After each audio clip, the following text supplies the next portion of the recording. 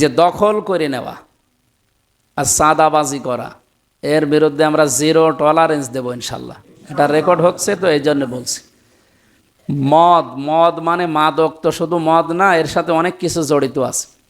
এইগুলোর যারা মানে এই কাজ করে যারা খায়, আমি কুষ্টিয়ার যে এই নদীর অঞ্চলে যারা এগুলো আছে, কুষ্টিয়ার পৌরসভার ভেতরে বহু জায়গায় এগুলো চলে আমরা জানি।